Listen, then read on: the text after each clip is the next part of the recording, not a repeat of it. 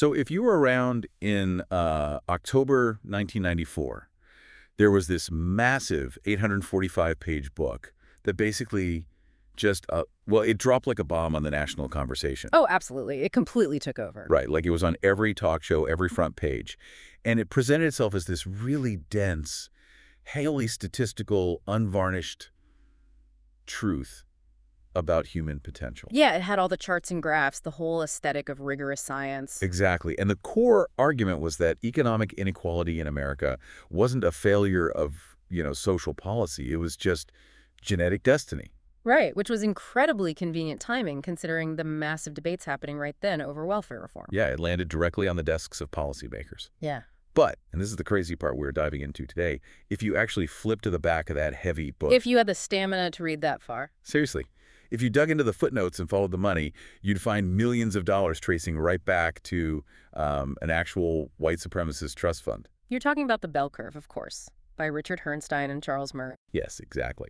And for everyone listening, welcome. This is the 9th and final deep dive in our series on the history of eugenics and intelligence research. And it really is a fascinating conclusion because today we're tracking the modern survival of a totally debunked idea. Right. The claim that racial disparities in IQ are just biologically, genetically hardwired. Right, an idea that just refuses to die.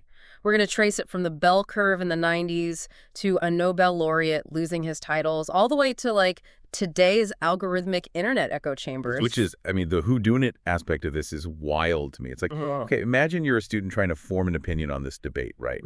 And you're in this massive library of data, only to suddenly realize that an entire wing of that library was secretly built by one wealthy donor who had a very specific predetermined agenda. It completely shatters your trust in the institution. How do you distinguish real scientific consensus from just an incredibly expensive, well-funded imitation? Exactly. So how did they build that imitation? Let's start with the architecture of the bell curve itself, because it was really effective at masking its claims. Well, the authors had serious credentials, right? Herrnstein was a Harvard psychologist, and Murray was at the American Enterprise Institute. Right, so the presentation was very sober, very academic. Extremely. And if you read the first, say, 3/4 of the book, you're actually getting a fairly standard tour of mainstream psychometrics. Just the basic science of measuring mental capacity, memory, that kind of stuff. Yeah. They spend hundreds of pages establishing things that most researchers at the time generally agreed with, like that IQ tests measure a real phenomenon called JAG, or general intelligence. Right. And they provide mountains of data showing IQ scores are pretty statistically robust predictors of things like, educational attainment and job performance. So the early chapters are basically saying society is sorting itself into this cognitive elite. High intelligence equals wealth and status. Exactly. And most cognitive scientists reading that were just sort of nodding along. The data on cognitive sorting was pretty well documented. It wasn't shocking. But then you hit part 4 of the book. Right. Part 4 is where the whole facade just drops. Tell me about part 4. So Herrnstein and Murray turned to this widely documented 15-point gap in average IQ scores between Black and white Americans. Okay. And they assert that this gap is, and I'll quote them here, not likely to be entirely environmental in origin. Oh, wow. So they hedge it with not likely and not entirely. Yeah, classic academic hedging. But the trajectory is unmistakable. They are making a biological argument. They're telling the public that inherited genetic differences between races explain a huge fraction of economic inequality. Yes, and the policy implications of that are just devastating. Because if it's baked into your DNA, then what? Social programs are useless? Exactly. They were arguing that things like early childhood education or maternal nutrition or welfare just won't close the gap. It's a scientific rationalization for abandoning equity. Man. When you make a claim with that level of societal fallout, your evidence needs to be absolute bedrock. Right. You can't build something that heavy on sand. But the foundation wasn't bedrock, was it? Not even close. It was a completely compromised empirical infrastructure. And the cracks were exposed almost immediately. Right, by Charles Lane. Yes. In December 1994, Charles Lane published this phenomenal investigation in the New York Review of Books. Which I love, because he didn't just argue with the rhetoric. He audited the bibliography. He audited the footnotes. He cataloged the researchers Herrnstein and Murray relied on for that genetic argument. And he found that 13 of those heavily cited researchers were funded by an organization called the Pioneer Fund. 13 of them. And we are talking about serious money here, right? Over $4 million in grants funneling to those specific researchers. So who is writing these checks? What is the Pioneer Fund? Okay, so the Pioneer Fund was established back in 1937 by a guy named Wycliffe Draper. He was a textile millionaire, and his defining political ideology was white supremacy. I mean, he actively advocated for repatriating Black Americans to Africa. Wow. Okay, so not exactly a neutral science enthusiast. No, not at all. He created the fund specifically to finance eugenics research. He wanted a veneer of scientific legitimacy for his political goals. And for nearly 60 years, this fund was essentially the financial engine for anyone trying to prove a biological racial hierarchy. Exactly. Okay, let me push back for a second, though. Because someone listening might say, well, wait, Herrnstein and Murray weren't cashing checks from the Pioneer Fund themselves, right? They were just authors. Yeah, they were independently funded. So does citing funded researchers automatically invalidate their book? I mean, it's like writing a brilliant architectural review of a new house, right? But you're totally unaware that the contractor used counterfeit concrete for the foundation. That is a perfect analogy. Like, your review might be well written, but the house is still going to collapse. Your ignorance doesn't make the concrete any less fake. Yeah, and that captures the methodological crisis here. They might have thought they were objective observers, but the field they were observing was artificially constructed. Right. When an entire subdiscipline is just financially incentivized to produce one specific outcome for decades. It's not science anymore. No, it becomes a publicly funded echo chamber. The Pioneer Fund cultivated this closed network of academics who just cross-cited each other.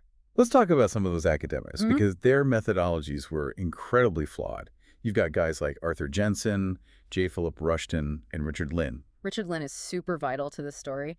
He provided the baseline data on African IQ scores that the bell curve used for all its global comparisons. And Lynn's data was basically a disaster. Methodological disaster. Right. His approach to establishing like a national or continental IQ average was to cherry pick these tiny, highly unrepresentative samples. Like what kind of samples? He would find a study conducted on a single rural clinic in Africa, or maybe a specialized school, and then he'd extrapolate those scores to represent millions of people. Wait, really? A single clinic? Yes, across vastly different linguistic, cultural, and educational environments. That is insane. Any first-year statistics student would instantly fail for that kind of sampling error. Yeah. How does that pass as legitimate data?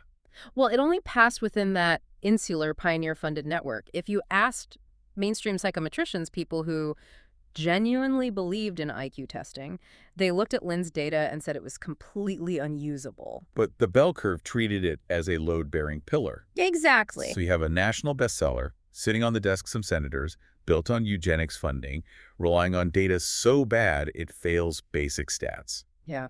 It was a complete divorce from scientific reality. So what does the actual scientific establishment do? Because they have to clean this mess up, right? Yeah, they had to mobilize. Yeah. And they used the one tool the Pioneer Fund never touched, which is genuine, rigorous consensus. Because just ignoring the book wouldn't work. Right. And if they just attacked it politically, Herrnstein and Murray would look like martyrs, bold truth tellers being silenced by the establishment. Right, right. So they needed a real scientific audit.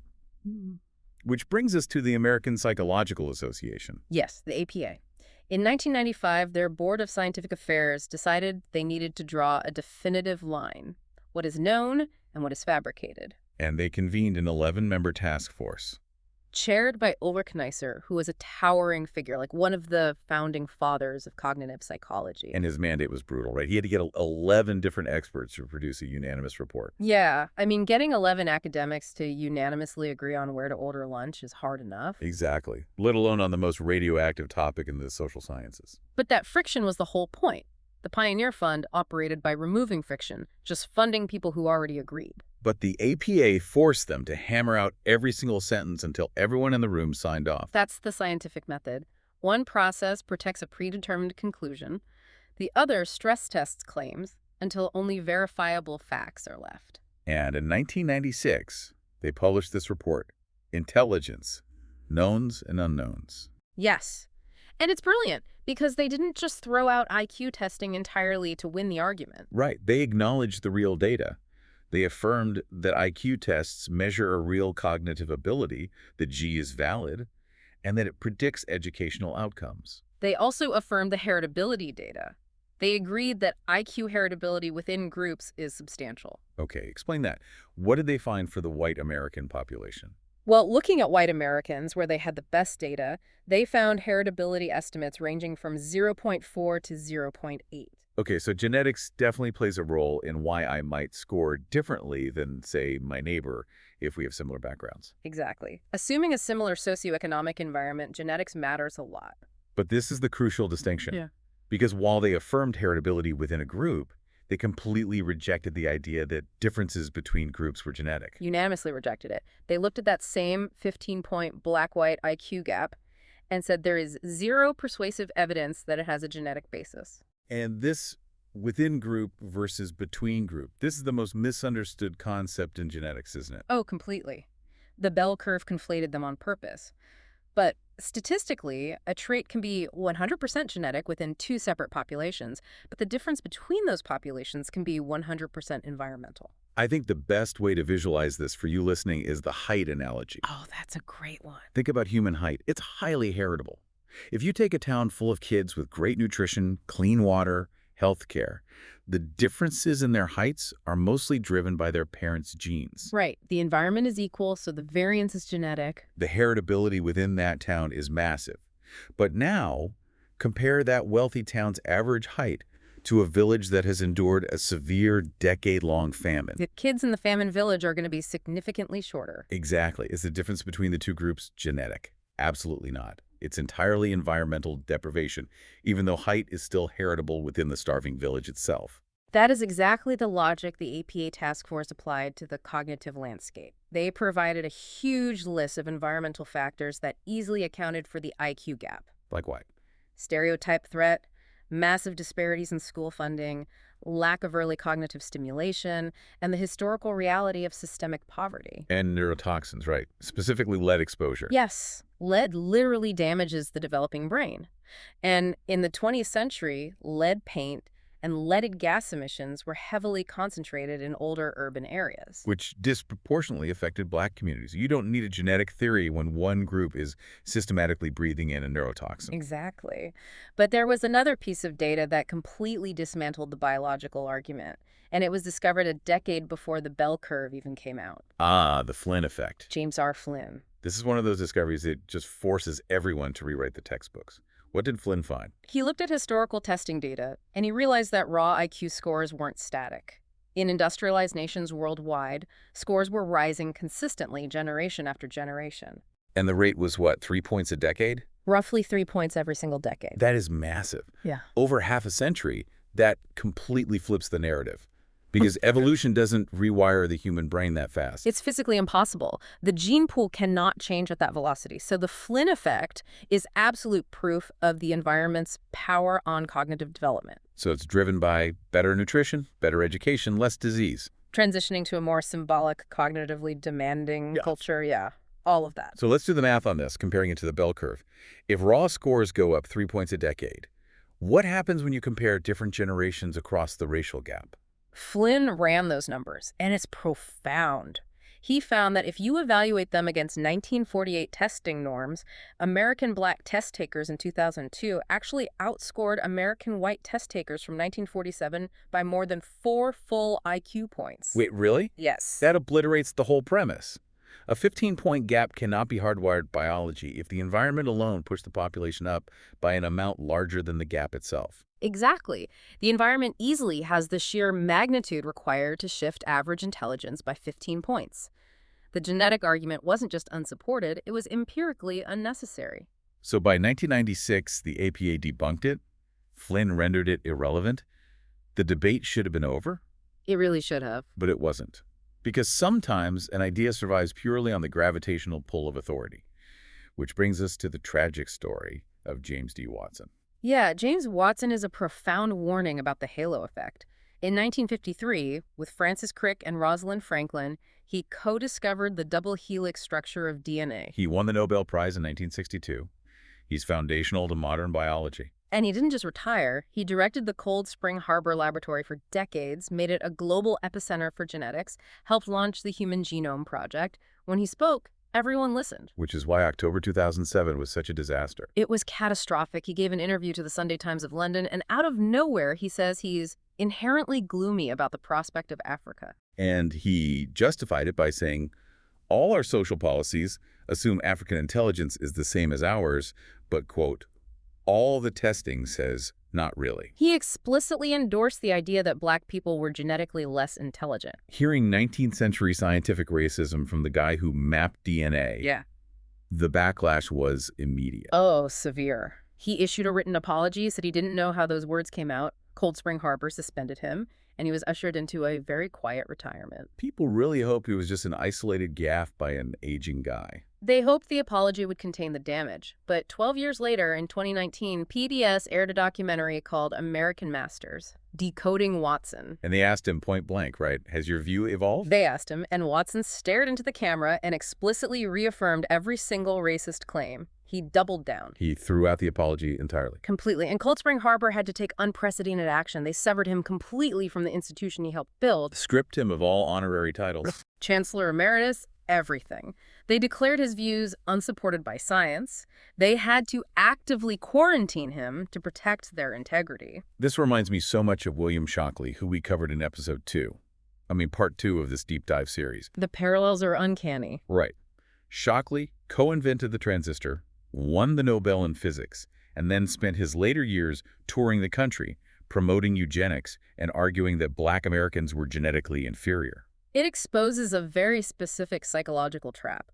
Both men achieved paradigm-shifting success in highly specialized fields: physics, molecular biology. But neither of them studied population genetics or sociology. Exactly. But they suffered from this profound cognitive bias where they believed their Nobel Prizes granted them omniscience.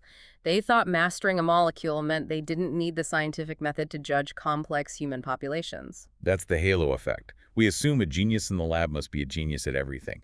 But you can be the greatest architect in the world, but if you start giving advice on open-heart surgery, you are going to kill someone. Yeah, and the danger of the halo effect is that it lets terrible ideas bypass our critical filters. People assumed Watson's claims had data behind them. Just because it was him saying it. Right. And it required massive institutional containment to break that illusion, just like Stanford had to do with Shockley. There's also this incredibly dark irony about Cold Spring Harbor. Because if you remember our earlier discussions, that exact campus was the original nerve center for the American eugenics movement. Yes, the Eugenics Record Office was there from 1910 to 1944. Collecting the pedigrees that led to forced sterilizations.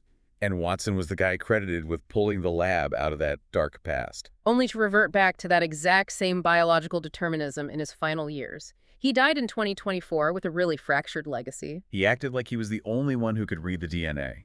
But he wasn't looking at the modern data. What happens when a 21st century geneticist actually scans the genome looking for race and intelligence? Well, the hereditarian hypothesis completely collapses. The modern technology is called GWS, or Genome-Wide Association Studies. Okay, break that down for someone who hasn't taken biology in 10 years. Why is GWESO so revolutionary? Well, historically, geneticists were good at finding single genes that caused specific diseases like cystic fibrosis, but complex behaviors like intelligence or educational attainment aren't controlled by a single smart gene. They're polygenic. Right, highly polygenic. They're influenced by thousands, maybe millions of tiny genetic variations across the entire genome. And GWES arrays let researchers scan millions of genomes simultaneously, right? Yes, supercomputers look for microscopic variations called SNPs and measure how they correlate with an outcome, like years in school. So we finally have the massive computational power to answer Wycliffe Draper's question. Is there a genetic racial hierarchy of intelligence hidden in our DNA? What did they find? Zero evidence. The GWES data completely dismantled the biological concept of race. They did find variants that weakly correlate with education, so genetics plays a role in individual development. But it's tiny. It explains a minuscule fraction of the variants. And more importantly, those variants do not cluster neatly into the racial categories we use. The DNA doesn't care about the arbitrary boxes on a census form. Exactly. And the effect of those variants is entirely contingent on the environment anyway. Oh, this is the epigenetics part. Yes. A genetic profile might correlate with better education in a wealthy school district. Take that exact same DNA, put it in a neighborhood with severe poverty, and the advantage vanishes. The genes need an environmental key to unlock them. The environment physically talks to our DNA. So the better our microscopes get, the less biological reality we find for these old eugenic categories. The data is telling us the exact opposite of what the bell curve predicted. It really is, and the professional genetics community felt an urgent need to say this publicly. In 2018, the American Society of Human Genetics, the ASHG, published a landmark statement. And they're the largest professional organization of geneticists in the world. Yes, and they titled it, ASHG denounces attempts to link genetics and racial supremacy. Wow. When the people actually running the supercomputers publish that, it carries weight. What did they actually say? They outlined the fundamental truth. All humans share about 99.9% of their genetic code, and the tiny fraction of variation that exists is overwhelmingly found within local populations, not between them. Okay, wait, explain that really quick. Sure. If you look at the African continent, you will find far more genetic variance between two random individuals from different regions of Africa than you will find between an average European and an average Asian population. Which completely shatters the idea that race is this ancient biological dividing line. The categories we call black, white, or Asian are just recent social constructs over a fluid spectrum. Exactly. The ASHG explicitly warned against weaponizing genetics. They said the science emphatically rejects discrete, ranked racial categories. So we have this relentless wave of debunking. The APA dismantled the psychology, Flynn dismantled the permanence of the gap, the ASHG dismantled the genetics, the consensus is locked in. It is locked in. So where does this idea go? It gets evicted from real journals. It doesn't just evaporate. It mutates. Right, it mutates to survive the 21st century. If you can't pass peer review, you just build your own ecosystem on the internet. Which brings us to the modern evolution of the Pioneer Fund and how it mutated into an algorithm. So by the early 2000s, the Pioneer Fund's reputation was completely toxic. Researchers wouldn't touch their money. The director, J. Philip Rushton, was literally arguing for a three-tiered evolutionary hierarchy. Yikes. Yeah. Then he died in 2012, and leadership went to Richard Lynn. The same Richard Lynn whose African clinic data was totally rejected. The exact same guy. He oversaw the fund as it was totally exiled from academia. He died in 2023. But the mission, and apparently the remaining assets, migrated to a new organization in 2022. Registered in Wyoming as an LLC. Yep, called the Human Diversity Foundation. The Human Diversity Foundation. It sounds so innocuous, like an NGO that plants community gardens or something. Oh, the branding is a very deliberate camouflage. It was founded by a Danish far-right activist named Emil Kierkegaard, who also goes by William Engman. And he's not an academic geneticist. No, he's an internet native. And his foundation is the financial engine for this internet subculture known as the Human Biodiversity Movement, or HBD. HBD. Again, stealing the language of a nature documentary. Right, because they know the word eugenics is radioactive. They drop the vocabulary but keep the philosophy. And they appropriate the visual language of science. They post the complex statistical charts. They use the psychometric terms like G-loadings. They selectively crop quotes from real GOA studies, totally stripping away the environmental context the ASHG warned about. It's a simulation of science, designed to fool someone scrolling Twitter. Or where are they publishing this fake science? In a custom-built infrastructure, the HDF supports these online publications called open psych journals. But they aren't real peer-reviewed journal. No, they're websites designed to look academic, where amateur hereditarians and activists just publish their own papers. It's like setting up 5 fake restaurant review websites, giving your own terrible restaurant 5 stars, and then when someone complains, you point to the 5 websites as proof you're a Michelin star chef. Exactly. You just cite each other. Cross-citation is the lifeblood of pseudoscience. So I publish a paper, you cite my fake data, I cite your fake conclusion. And suddenly it looks like a vibrant, expanding consensus to an algorithm. But to a real geneticist, it's just an echo in an empty room, completely insulated from critique. Which is literally Wycliffe Draper's 1937 strategy. Fund a closed loop of researchers to validate a predetermined conclusion. The architecture is identical. Only the distribution technology changed. In 1994, you needed a massive book. Today, you just need a social media algorithm optimizing for outrage. And they format these papers into little digital units, right? They call them red pills, borrowing from the Matrix. The idea that they are offering you the forbidden truth the academic establishment is hiding. It's such a seductive hook for a teenager trying to make sense of the world. A tightly cropped graph, a misquoted geneticist, and a provocative question. Visually authoritative, easy to digest, intellectually contrarian. And the algorithms devour it. Because algorithms don't have peer review committees. They don't check sampling methodology. They only care about engagement and time on site. Algorithms actively reward what the scientific method tries to eliminate: sensationalism and bias. They bypass the gatekeepers and deliver this directly to millions of timelines. The conclusion never changes. Only the delivery mechanism adapts. Yeah. 1920s, it was county fairs. 1990s, the bell curve footnotes. Today, it's an infographic linking to a fake open psych journal. And that structural continuity brings the thesis of our whole 9-part series into focus. Genuine empirical inquiry operates on falsifiability. If the Flynn effect contradicts your premise, you abandon the premise. But the hereditarian movement never abandons the premise. They just absorb the new data, call it woke bias, and build a new apparatus. It's an ideology masquerading as science. Which is why understanding this history is our only defense. We have to recognize the architecture of the imitation. So let's pull all these threads together for you listening. Over the last hour, we've traced the anatomy of a scientific ghost. We saw how the bell curve was bankrolled by the Pioneer Fund. We watched the APA task force dismantle the biological argument. We saw James Flynn prove the environment shifts intelligence way more than any racial gap. We analyzed James Watson's tragic halo effect, showing that prestige doesn't grant immunity from profound bias. Right. And we saw modern GWS technology find absolutely zero evidence for racial biological categories. And finally, we watched eugenics rebrand itself as human biodiversity to exploit internet algorithms. If you took one lesson from this entire series, let it be this: the underlying science is not ambiguous. The environment shapes cognitive development. Biologically ranked racial groups are a failure of history and genetics. The real danger today is our inability to recognize an ideology in a lab coat.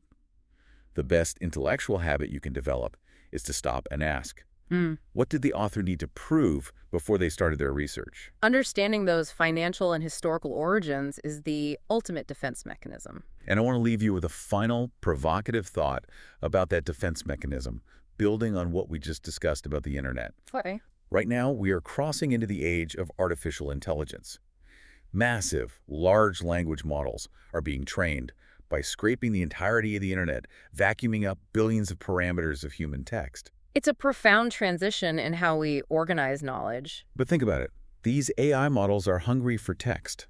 If they are scraping the unfiltered digital landscape, they are scraping those fake open psych journals. Oh, wow. They're absorbing the human biodiversity forums, the cross-sited algorithmic red pills. How will the AI of tomorrow distinguish between the rigorous, methodologically sound consensus of the APA and the mathematically flawed echo chamber of these successor organizations? Exactly. Will our machines spot the fake restaurant reviews? Or will the AI we rely on for objective truth inadvertently inherit Wycliffe Draper's data, baking a 1930s eugenics agenda right into the infrastructure of the future? If we don't program historical context into AI, it'll just become the next most powerful apparatus ever built to validate that exact same flawed conclusion. It brings us right back to the beginning. We all want the comfort of a simple binary diagnosis. But if we don't know who built the machine and who wrote the software, we aren't looking at science. We're just staring at a reflection of our own historical biases. Absolutely. Thank you so much for joining us on this extensive 9-part journey. Keep questioning the consensus, keep looking at the footnotes, and keep diving deep.